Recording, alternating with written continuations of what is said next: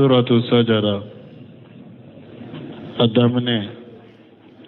أعوذ بالله من الشيطان الرجيم. بسم الله الرحمن الرحيم.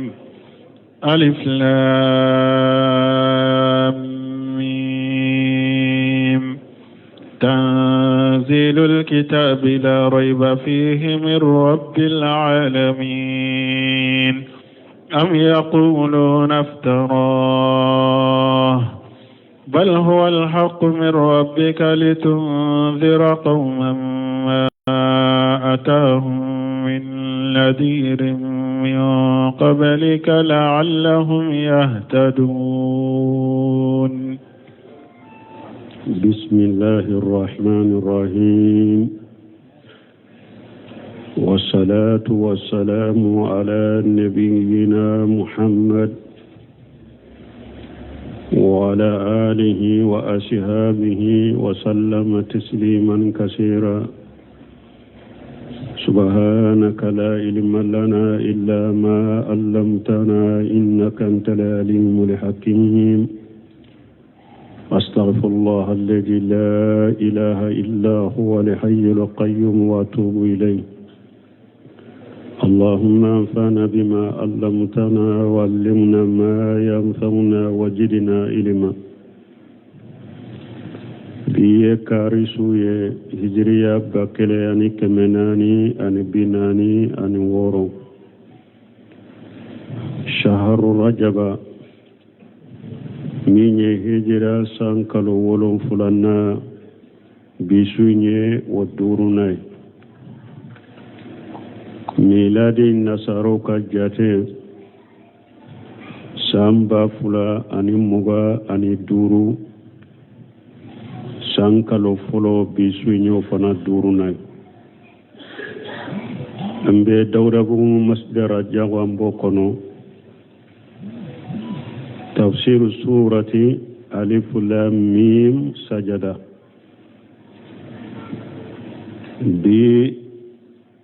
sura min ka tafsiri be damina uba fama suratu sajada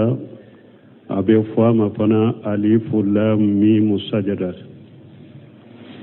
wa hiya makiyatu.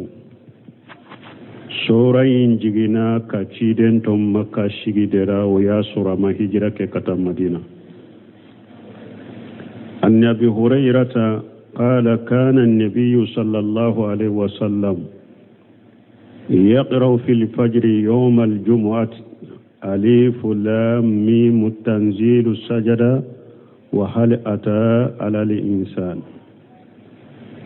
حديثا سبترا بوار مسلم كنو أبو هريرة كحديثا كون نبي نيومان تنكرا على كتنونا كشبكا كو جمعة فجري ني سورة ani hala ata alali insan kiden tumbe juma fajiri arakan fura sallinuye arakan folo fatiha kofe alif lam mim sajada abota arakan fulanna fatiha kofe hal ata alali insani abokala juma fajiri me bumbaz ako sunna do juma fajiri nunun ka kala me alimami kutoye wakati ni wakati puru mogo munun makala ukana jate mina kon nin sora fulali kala juma fajiri la wajibi dero ni mogo min delela la alimami bolo juma ni ba ke na tara ni alimami do ma ke abese ka jata ye wajibi do de toye wora to don ke ba ko ibese kutoye wakati ni wakati yeto ka sallinu ye me wakati nu wakati ube sora wero ta kuto e pour mogo kanu jate mina fana ko wajibu de do fulu de ka kala juma fajiri. suratu sajada sujudu yoro bala ni mogo minya kala na nana sujudu yoro la tigibe kabaru ke abe sujudu ke jama be sujudu ka no fe kuto sallila me wajibi te sujudu yoro in fana ye alimami be se ka ke wakati dola abe sujudu ke wakatu dola bese ka teme hari na ma sujudu ke parce que sujudu in fana sunna de donc no bora e minye ewa suratu sajada anyuma ika bede kala do ba tila don ko ko te sunna ni ba be kala ika be kala ube ka sora wereta me ka tila arakan fulani nyogon ce o te ciden ka sunna ima haramu kede me ciden ka tabuluna ka sunna toye iba bede kala ube ika sora wereta do ba ke ba tila arakan fulani nyogon ce ayi do fana ba ke ube ale do kala uta dafa hal ata ala insanu go fana do kala uta dafa yi shite ciden ka sunna ibe sora nonun kala ku foride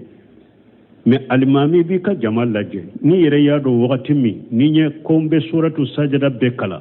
abe janya jamaka be udegu ibe se ka sora wereta nin ko nka hal atala alal insani ambe wakati minna nin ko ka be kala ni jamae abe ke degu ye jamaka ambe wakati degu nen do de la ube mogo degu nen do ban chela ni ye sora wereuta o basitalo o de kani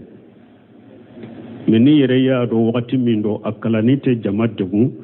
juma fajirun ibe ni sora fulakara o de sunnay juma dola ibe se ka toy a'udhu billahi minash shaitanir rajim bismillahir rahmanir rahim ambe ni sora kala inda minani ala togo nyuman beye nema la bolen tigi nema yurwalen tigi de alaye rahman wayen nema la bolen tigi alaye rahman ya alaka togo de fana akam man kutudo aka togo do arahim o fana yen nema yurwalen men nema yurwalen shebaga de alaye aka jom mu'minu malagara arahim ya alaka man kutude aka togo de do ألف لام ميم قد تقدم الكلام على حروف متقاطعة في أول سورة البقرة بونكسير كما فورا كتمه ni harafu tigele munun fule ni sora u folola sora u do damina la ko kuma fora nunun ka kateme suratul baqara folola bima akhina ani i'adatihi min bi alekariya ni atesagu kaya قوله نألكو تنزيل الكتاب لا ريب فيه قرآن جيجي بغد على شكة قرآن منا أنكو لكو قرآن ما كتاب منا يعني المكتوب في سبيله قرآن سبيله له المفوض لا غفة من بين ملكة وبلو قرآن سبيله باكونو غفة من بين هذا مدوم بلو قرآن سبيله باكونو ودياتو على قوام الكتاب يعني المكتوب في سبيله قرآن جيجي بغدي عليه لا ريب فيه شكة قرآن أي لا شك فيه ولا مرية شكة قرآن لا قرآن فيلت قرآن أنه نزل من رب العالمين كافو قرآن جيجنا كبودام فيهم تيجي على دفع شكة takana shagi tola shikatola qur'ana bora dam fi untigi ala defe qur'ana alaka kumaden alquran kalamullah laysa bimakhluqi minha bada wa ilayhi yaud ahli sunnah jamaa ka kumaninde qur'ana bora ala de qur'ana alaka kumade dam fente abora ala defe abe shagi kata ala dema ثم قال تعالى وكفي ألكم مقبرا أن المشركين نابا كباريا كبو مشركوما ألكم أم يقولون أفتراه يا لم مشركوا يا فودي بل يقولون أفتراه أم يقولون بل يقولون أفتراه أبلا مشركوا كو تشيدن يقرنا تيغا كوندلا كافو أي اقتلقه من تلقاء نفسه kwa ye qur'ana tiga yere kundela ka fo ko alama qur'ana tiga ka mushriku yo de fo bal ala ko ay mushriku ye kuma min fo tinya taala bal huwa li haqqu min rabbika qur'ana ye tinya de kaboy tigi alafe litunzira qauma ma atahum min nadhir min qablika la'allahum yahtadun. qur'ana cide ma tiga kunna de qur'ana ye tinya de ka jigi kaboy tigi alafe pour ka mugo baga mugo munu ni baga li kala manuma enye pour ko lu baga dola una kande ay yattabi'una li haqq la'allahum yahtaduna kore munye ay yattabi'una li haqq adola una tugu cinyako.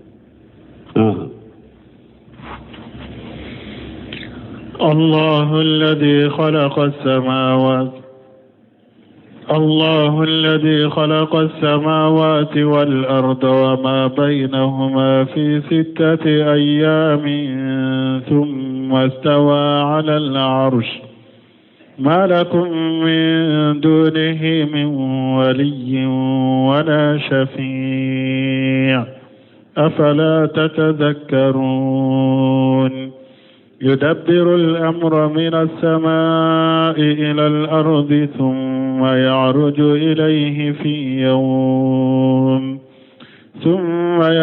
إليه في يوم كان مقداره 1000 سنة مما تعدون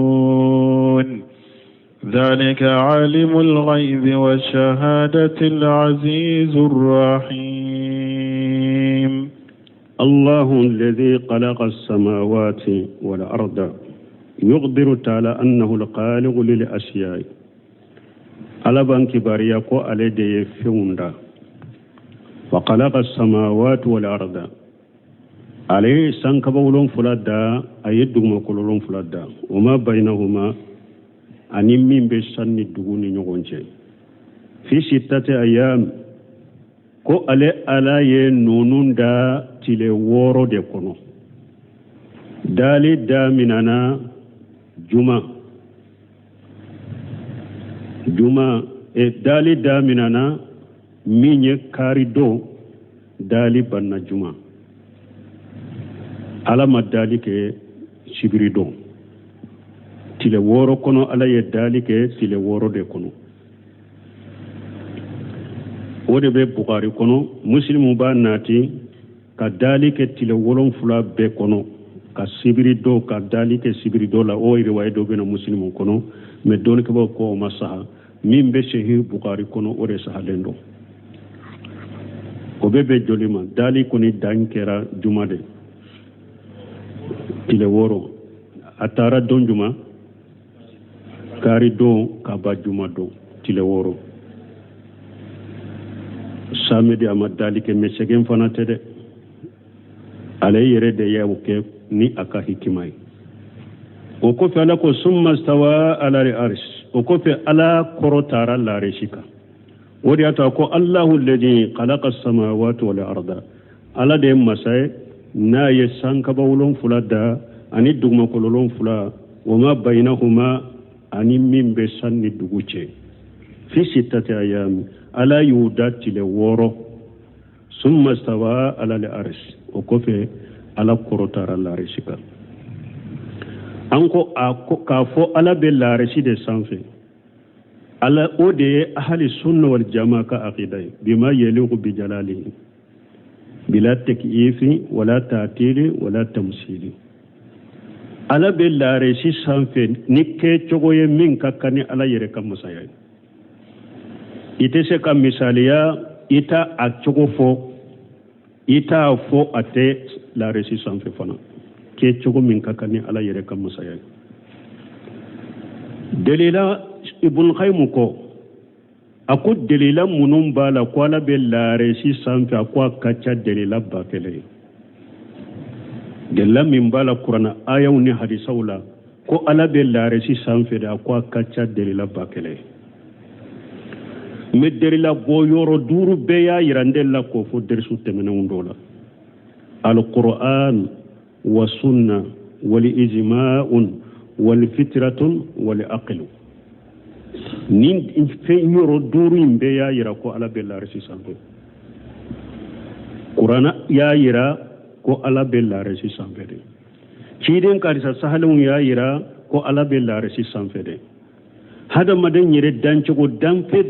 dancogo ala yi dani dancogo ɲuman min ye o b'a yira ko ala be laresi sanfe hakili b'a yira ko ala be laresi sanfe de nin fen duuru bɛɛ b'a yira ko ala be laresi sanfe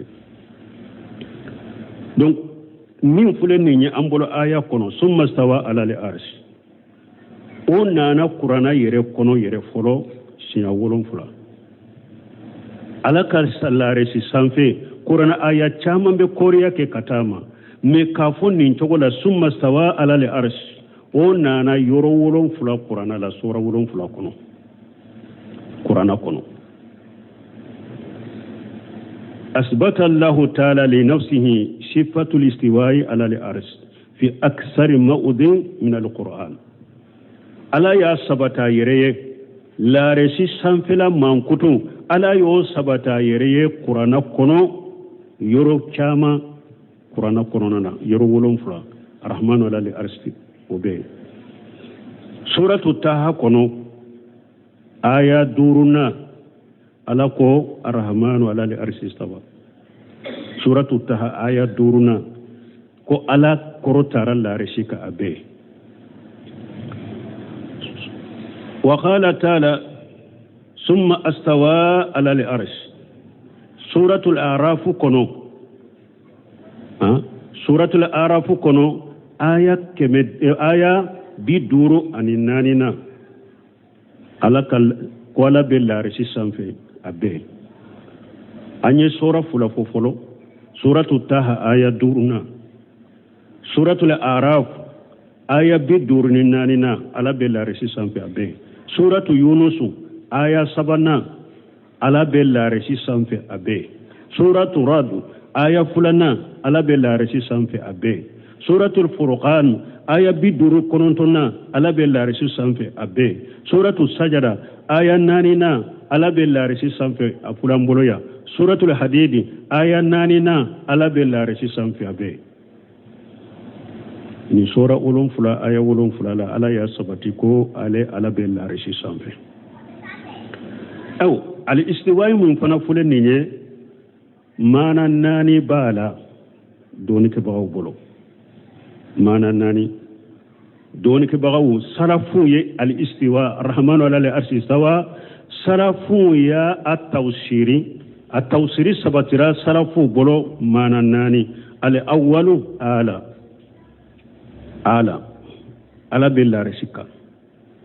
qalahu mujahid wa abu ubaidatan wa ibn jarir wa sa'labi istawa ulu ya tafsir ala asani fulana irtafa ala qurutara la risi sanfe قاله ابن عباس وابو الآلية ولحسنا وربيع بن أنس والقليل بن أحمد وابن جرير في آخرين نون استوى على العرش ارتفع على قرطر العرش سامف نيني فلان وثالث سبنا سيدا على يلنا العرش سامف قاله لفراو وابو عبيدة فرعون أبو عبيدة ولو ينفو ورابع نارنا استقر على سبتر الله رسي سامفي قاله ابن عباس ومجاهد وكلب وابن المبارك وابن قتيبة وغيرهم ولو فنا ينفو وقد جماها ابن القيم في النونية نجمها بقوله ابن القيم أين ما ناني فرنيقون كنونية كنو كبيتك فلهم إبارات عليها أربو قد حصلت لفارس التعاني وهي استقر وقد آلى وكذلك ارتفع الذي ما فيه من نكران وكذلك سيدا الذي هو رابع وابو عبيدة صاحب شيباني بالقيم ينمان الناني سبتي على الرحمن على العرش استوى صرفوا بلوني مانا ناني دبالا على ارتفع سيدا استقر استوى قرودي نمانا ناني بي صرفوا بلو ويستوى ويا أقرفوا نمانا ناني دنا بل قيم يوسبتي أكنوني يكونو donc ala be laare si sanfede o de ahli sunna wal jamaa o de ukatabulon imamuna malik do della kana imamuna malik ma ko rahmanu ala al arshi istawa wa kayfa al-istiwa ko ala ko ale korotara laare si kala korotara laare si ka chokodi imamuna malik nyinin kali ngiriyara kama biama aya kumbiri nyinin kali tora bonyana ka fo wosira aya kun korota ako al-istiwa ma'lum wal kayfiyan majhul wa su'alu anhu bid'a wal iman bihi wajib ma uraka illa mubtadiya fa akhriju anni hadhihi al-mubtadiya imamuna maliki ko ako al-istiwa ako arabu kanna karasa korotara fin korotara ako donende do arabu kanna filito law korota ako donendo arabu kanna filito la mi ala be tuguri laare shika akwanto do parce que min al-umur ghaibiyya ala ma nyafuye ko ale be laare shika tuguri amo nyafuye ama akachide nyamariya ka fo akachide ne aka fonye abe laare shika tun an bodo al-kayfiyya majhul ala be laare shika tugomi akwanto do awa ako wasuwalu anhu bid'a ikam mugun nyinin ka fana ko ala be laare shika tugodi ko ye bid'a de parce que salafu be bolo kata sebo la tabina sebo chela arhamanu ala al-arshi sawa ala korotara laare shika cidenya akala sebo ye ka korofo sebo ye sheba kelema cidenya ka kwala be tugori laare shika ni eyo nyinin ka ye bid'a ke akoy kam mo nyinin ka kwala be tugori laare shika ko ye bid'a awa imamuna maliki ko ikalli mana naye fana kadala ko ala be laare shika wi ka wajibi de ni madda wala doroite ahli sunna wal jamaa ka jamaa kono ikera bid'a jamaa kulu doye jahmiyaw ani ala shairaw mu'tajilaw ibeke ulu de la bid'a jamaa kulu ibeke ulu de la ni mugo madala ko ala be laare shika imadda wala ibe bid'a jamaa kulu de la ite ahli sunna wal jamaa ka jamala wuriato imamuna maliki ko kallimana naye kadala ko ala be laare shika ko yika wajibi de ewa ako chei nema eye foye eye bid'a mugo de ako aka mugo ma aye nim bid'a mugo mina ka bonka jamala uye che fufu ka bon maliki ka jamala yala nunu na nyogona sabatira salafu bolo yala abe daga ne fanaiwa ni mugo ye ni nyogona ko ka fa ye karasa sama ka bo jamala mbese ga kya a joyoro bi bolo ni maliki e kelenyawa an kan nin faamu maliki nunu ye mugo ye wulude tumbe ko mi nyema joyoro min tumbu bolo e ka joyoro mase oma e taye minye sunna e minya bange bidye minya bange me minye ka mugo sama ka bo misiri kono be faamu de bolo te bolo faamu ube a joyoro ni faamu ya joyoro di mi mimma a togo bala joyoro bala titri bala hari na ya nyogona ke faamate foifo uba sabatido o nyogona ube se ko okay me eka barato ede ini maliki te kelenya de ambe se ga ninke delila ko ni nanye mu ado mu minye bidia mu goy ka bidia mu go bo mu go chela a sunna de do dina do de do me jomba ke ake bagaw de be beta ke bagaw de ni na ke bagaw ya ke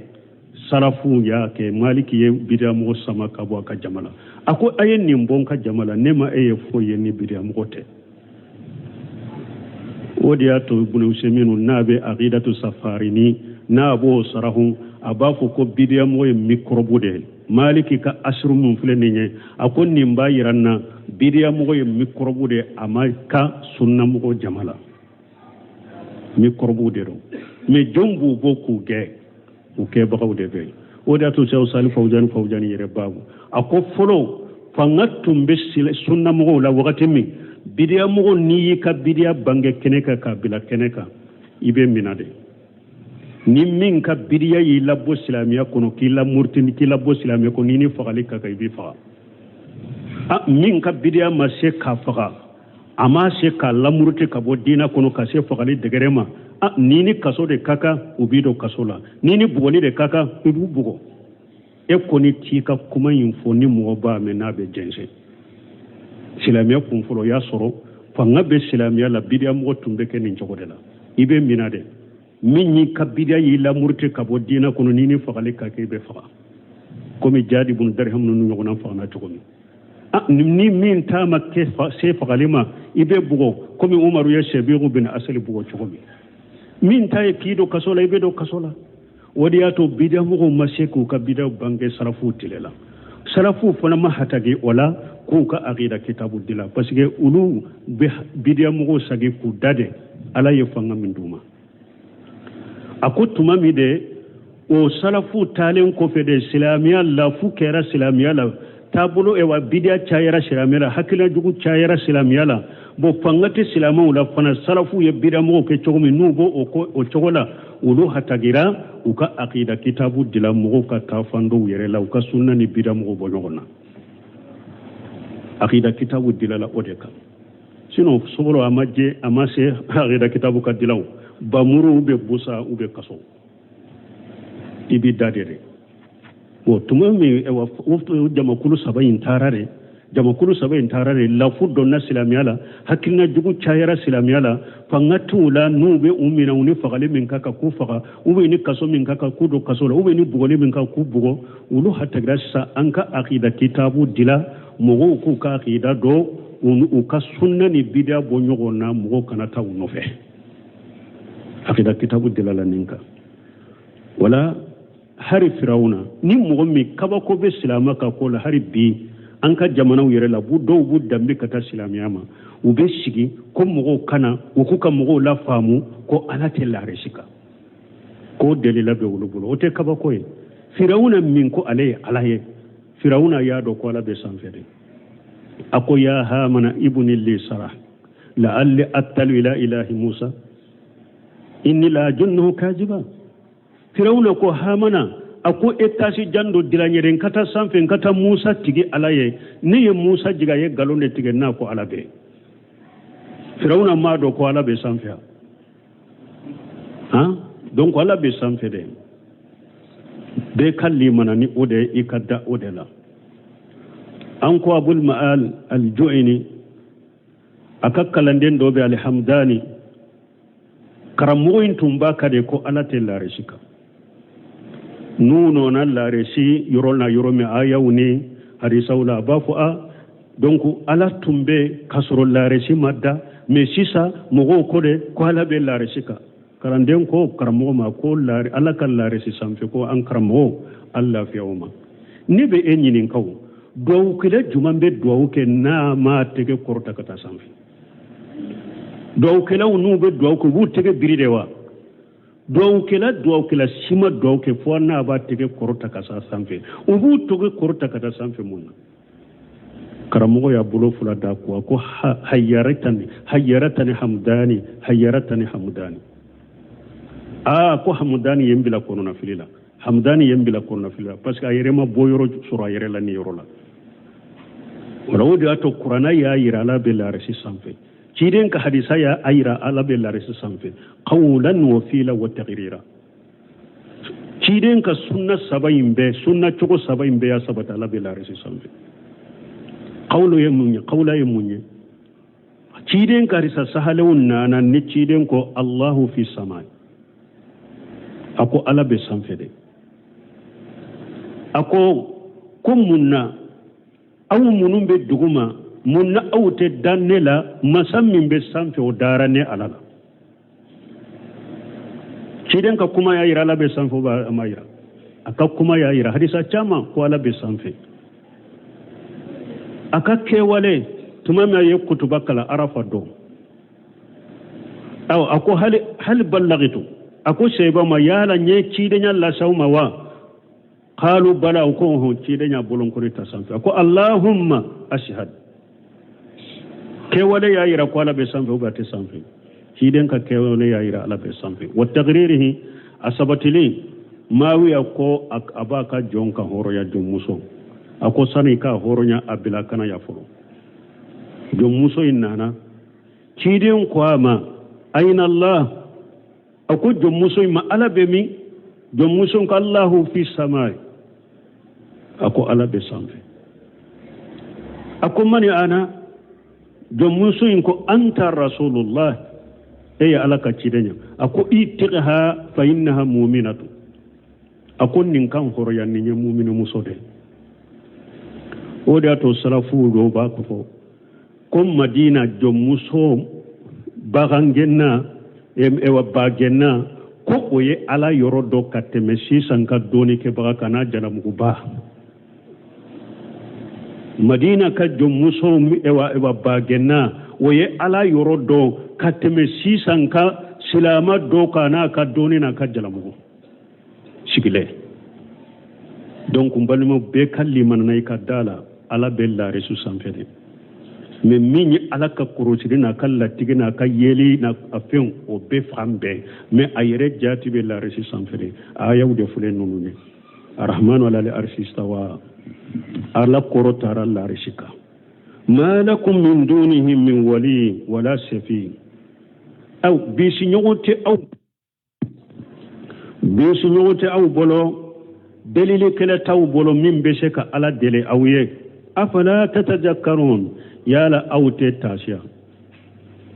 awte miri akatashiwa ma lakum min dunihi min wali wala shafi ay bal huwa al malik li azimmati al umur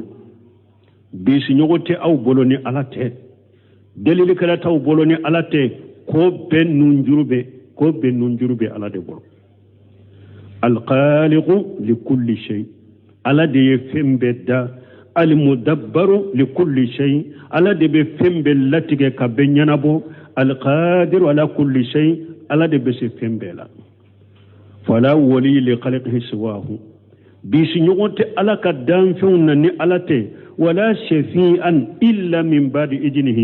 دليل كلا شيت من بشك على دليل مغوي فو على كجيما فلو نيالا ما جند مغو ما دليل كلا شيت من بشك دليل كي أفلا تتذكرون يعني أيها العابدون غيره يا لأو تمير أو تتاسي أو منون بف ألا تنفنا ألا تنبتو كفر ألك أو تمير ألا تنبتو لو كفر ألك تمير كتاسي المتوكلون على من أداه مغمون ينككودا فنورك منت علي أو تتاسي أكميري لا إله إلا هو ولا رب سواه bato fen site min ka bato ciani ala kelempe wute ewa damma sa site ni ala tanayoye ala kelempe wude ni be yani al abiduna al mutawakkil ala man addahu taala wa taqaddasa ala qurta leno ala seneyalendo wa tanazzaha an yakuna lahu naziru ala seneyalendo je nyogon ke kala aw sharikun ewa ala nyogona kake ala senene kaboma wala shariku je nyogonte alala wala wazirun ministrite alala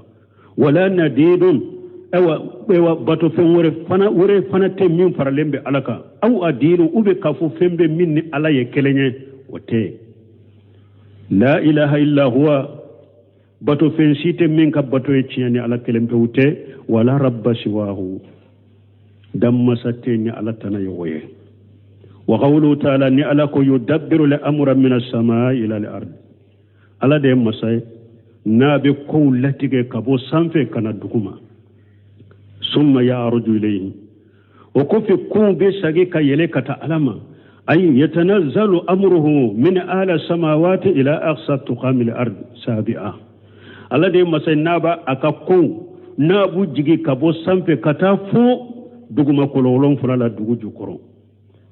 ala de masayna boke kama qala ta'ala kumni alakum masamin korota lendo Allahu alladhi khalaqa sab'a samawati wa min al-ardi mislahunna ala de masayna sanka bawlon fulada duguma kolo fana ya nyuguna de yatanazzalu al-amru bainahunna ni alaka ko be jigi sanni dugu ce wa turfa'u al-amalu ila diwaniha فوق السماء الدنيا hadamadenw ka baaraw bɛ yɛlɛ ka taa ka baara gafew ma diɲɛ sankabaw na wa musafatun baynaha wa bayna al-ardi masiratu 500 sanati kata dugukolo la kata sankaba in na a taama ye san 500 taama de don wa samku samai 500 sana sankaba in yɛrɛ ka giriya yɛrɛ a fɛn ka giriya yɛrɛ san 500 taama de don san 500 taama a bɛ komi ni ko i bɛ wuli dugukolo in na ka taa ewa sankaba in na ka don sankaba in kɔnɔ ka se a dan ma ewa san 1,000 taama de don ka taa dugu ma ka taa sa in na san 500 taama de don sankaba yɛrɛ kɔnɔna ewa giriya bonya o ye yore san 500 qala khayru wahidun min al-ulama doni kiba ko hari doni kiba kelente doni kiba wala نزول من الملك في مسيرة 500 عام وصعوده في مسيرة 500 عام كن ملكا وصعوده كن ملكا ni abe jigi kabo sanfe kana duguma sanke meduru tama na abe yele kata sanke meduru tama lona walakinahu yaghtahu fi tarifati ayn me malikai mba tigenya tuguna yele sanni dugu ce ka jigi ka yele sanke a jigi to sanke meduru tama do a yele to sanke meduru tara do me malikai mba tigenya tuguna yele ni alay malika mi nyamare ko tanin ko nyana bo yafe sambe kele tama de atatuna na tore ma ba tigenya tuguna yele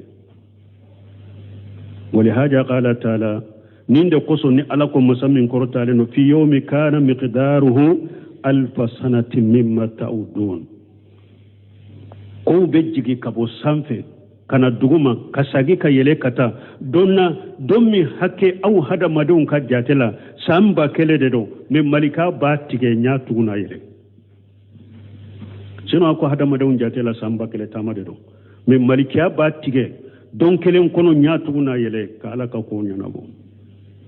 ni mugomi ya ayyuhal insanu ma qarraka bi rabbikal karim hada madde itigi ala ba min fulani munya ennege ki bilani ala la de awa sunu tileni ala ka dina de benani ni ala ka qur'ana de benani ni ala ka dina dunkaw de benani hada madem bolo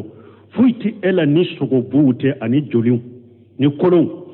yoron kele ala ni idaji ana joyi kankono atese kata ina woshi yoron kele ni ka sugu ne jo atese kata ina woshi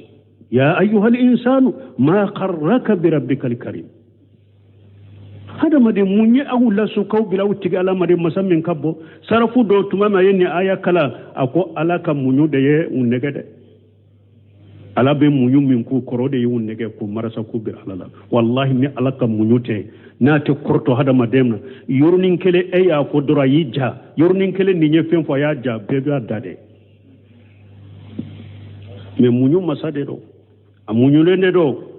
ka munyu koro o ko fanana tu ana tubi ka do yeye ina tubi ka bola ni mi matubi ka bola la abese ki makono ni la garade ni na yi soro dommi koni itetilala hada madun ka sabali alate hada maden sinye do fenye nin kuranati hada maden sinye do fenye nin dinati hada maden sinye do fenye kidenti hada maden sinye do fenye hada madun ka sabali de jamana yin fana fule ka fari munun da sisa ko munun tuntenin jamana yin kono nu ummeni ye ewa ka ke komi hada maden sara ka ke komi mogo sara re utunte se ka menin jamana kono ulu de be fo rejo soso la ka fo nin jamana kono ala kan nani ciden kan nani qur'ana kan nani dina kan nani lafiya be ko fiya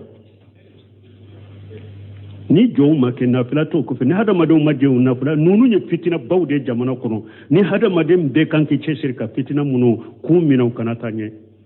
parce que fitina ufule na wulila aw nyana abedda mugo muno na tedda wulula de wattaqu fitnata la tusibanna alladhina jalamu minkum khasata ala ko isra fitina nyede akuni fitina wulila munu nye fitina wuli ube aw ba fe fitina in ka bi muno ka tedda wulu dromade ate dawulu dromade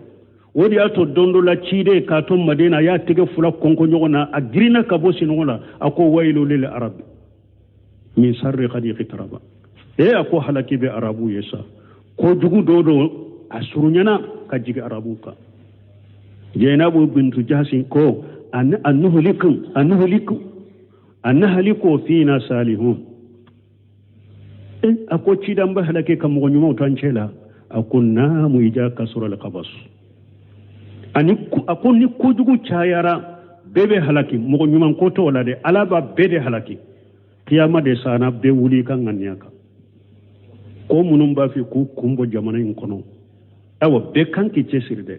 karamo kanku cesiri ku sheko ke ka ala tabange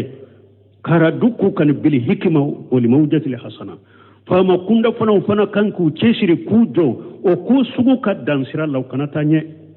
wote hera la se jamana ma bada ala kan nan ni te hera la se jamana ma qur'ana ka dogoyali te hera la se jamana ma ciden ka dogoyali te hera si la se jamana ma ni bonete nonu ka dansira la koy ala to yede aw ma ya abu lahabi denke do ba fu utubato do bato utay bata tumami atara do cidenna tumami suratu tabbat yada abi lahabi wa tabba o ya jigina abu lahabi ko dewma ko utay moye muhammadu benen nani ate se ka femfo aden do wulila kata to cidenka ka kuma jugu be fo cidene ka dafa jila ka to cidenna atara ko fa mantarin da sago faye nye atigi alan nani min ye qur'an min ni qur'ana jigna nya nani kaka qur'ana nani kayere nani kinda fajila ka tola kin koti akoy shiga muhammadu ye funfiye qur'ama fen fode akwa yindanga akunde siralem bi koro muhammadu ka danga te bi de siralem bi koro o kele dro wakati kunkurni tama do kera uboloku beta sami ujama kulu wulila utara ushere kungo konona dola ukwanka shiya ujiginaye ulu jigine doro mogo do bora kungo tu kono kana ko arabu au be shiya de ko akoya ngwara kachade abula be hakili jigina chiden ka dangala awa ako jamama ako muhammadu ka danga be ne den no fe ufana fule ka foko ya ngwara ka ja parce que tumame aye daji to ciden ko allahumma sallit alayhi kalban min kilabika akun tigi alayka wuludo la sukui ka wuludo bilanina ciden yin de faydo ako muhammadu ka danga be ne den no fe c'est ça ne be min nyina fe an kan minan sarashe ko kori ne denga da minan cela an to kadda ka kori minan nonuna ale kadda minan cela uya ko chogola ka minan be sarase aden kadda chemancela mogo to kadda minan kerefe ku yorte suugati dola doron warangunana anana mogo dalendo ka be sumbu kelenkele ala ya ci mogo mina mo ayo kono apanna kata tu minan cela aye den walo siya kele de akulula siya kele de doron aya faga katana yire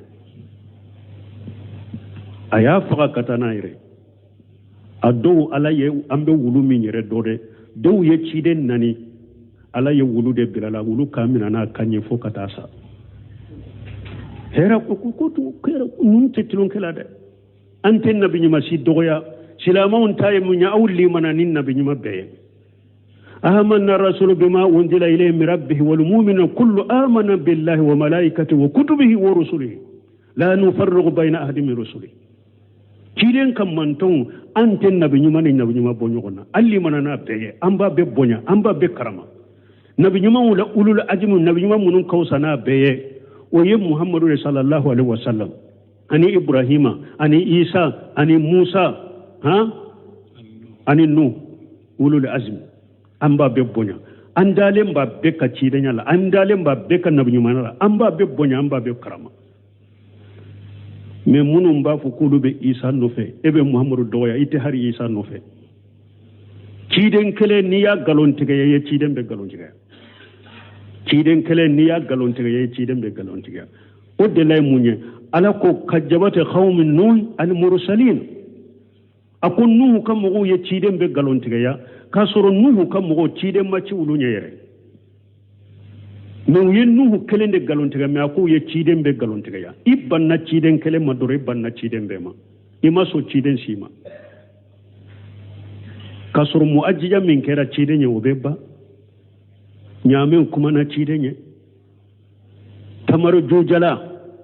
ciden tumbe kutuba kala kan madina don min na aye don fulo me aye minbari da dila juma fulo me aye na minbari ka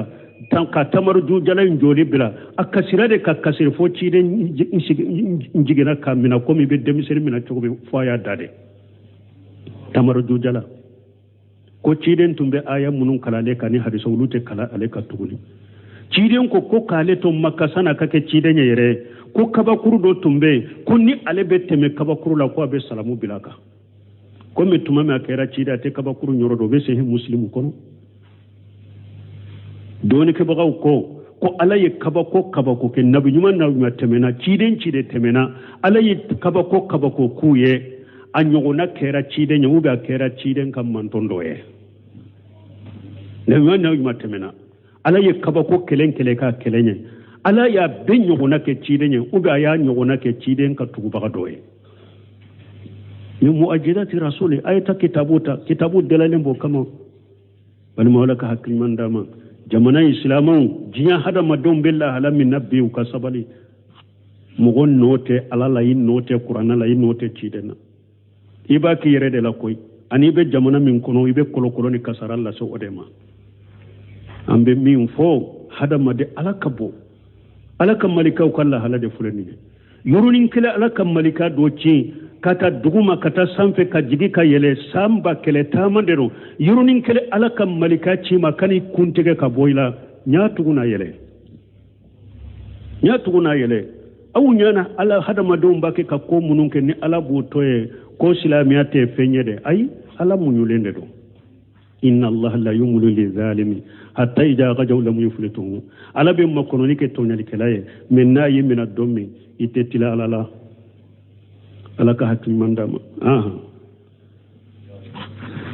zalika alimul ghaibi wa shahadat nim fulede ko dogolen dom bagay ala de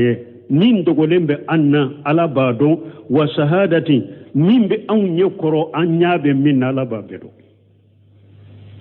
mana an be mindo antum mindo ala babedo al mudabbiru li hadhihi al umur ala de benin kun yanabo alladhi huwa shahidun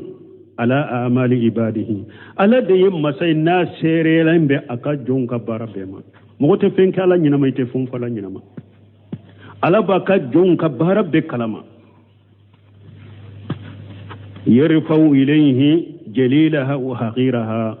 hada madun kabbaran wa achamana ajasile wa shaghiraha afitini wa kabiraha akumbaba abebe yele kata alama bara fitini bara jasile bara kumbaba dombe bara barakala ba bedo ba yele abebe yele kata alama fana huwa li aziz ala de shay masay alladhi qad ajja kull shay faqaharahu wa khalabahu ala de yefembe kenye ala de fembe karaba ala de bese fembe la wadanati lahu libadun warriqabu awa jonni kaum bebe majigi ala de arrahim bi ibadihi ala yenne malikela de na ka jonye bi ibadihi almu'minin ala ka jom mu'minu ala yenne malikela de kata ka jom mu'minuma fa huwa al azizu fi rahmatihi arrahim fi ijjatihi alaye masak bade she tigide alaye akan nema la bolena ewa minye she tigide alaye fana aka hinala akan nema minna ba Allah shaka jommu minuma donc abe ko me wakati seraye mbe Allah del alaka kanda dama alaka ndu sukun sagi kata alama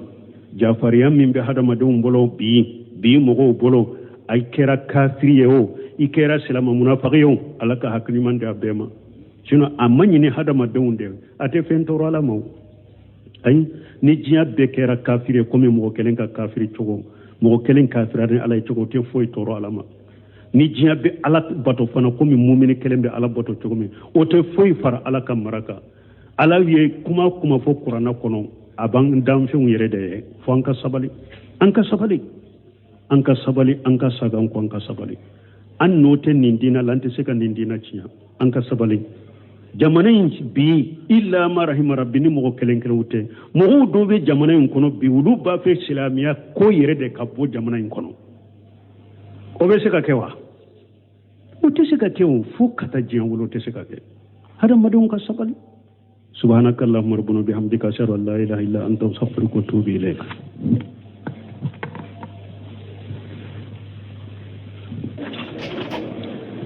Suratu Sajada.